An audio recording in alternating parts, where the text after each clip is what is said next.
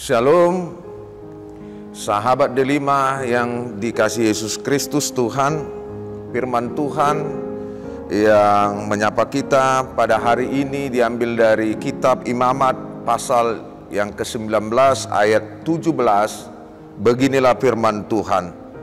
Janganlah engkau membenci saudaramu di dalam hatimu, tetapi engkau harus berterus terang menegur orang sesamamu, dan janganlah mendatangkan dosa kepada dirimu karena dia.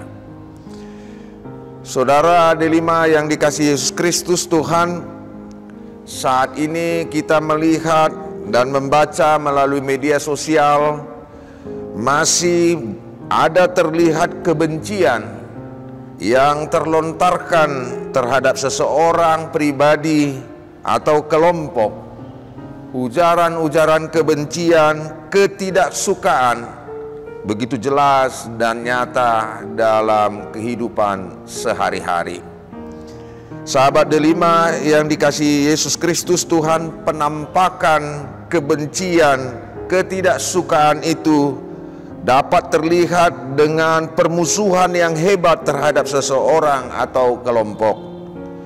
Perasaan yang antipati yang berkepanjangan, dan bisa juga terlihat kebencian itu seringkali disertai dengan niat jahat untuk membalaskan sakit hati atau ketidaksukaan kepada orang yang kita benci.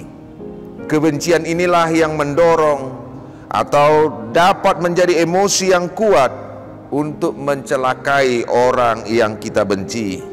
Inilah yang disebut dengan dendam.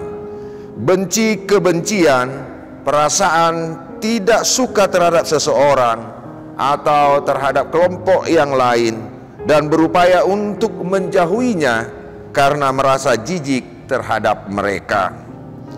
Untuk itu firman Tuhan hari ini menyapa kita sekaligus mengingatkan kita, janganlah engkau membenci saudaramu.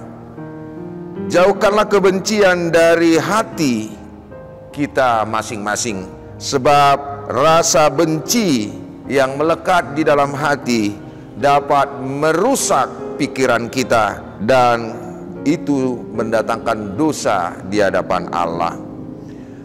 Apakah langkah yang harus kita lakukan agar rasa kebencian, ketidaksukaan itu tidak tinggal dalam hati kita? Untuk itu firman Tuhan berkata, engkau harus berterus terang menegur orang sesamamu, memberitahukan, menegur dengan baik dan sopan, sehingga tidak tersimpan di dalam hati kita. Jika hal ini sulit kita lakukan, dengan pertimbangan akan memunculkan pertengkaran yang baru, sebab saat ini banyak orang tidak suka ditegur oleh orang lain. Untuk itu Tuhan Yesus berkata, kasihilah musuhmu dan berdoalah bagi mereka yang menganiaya kamu.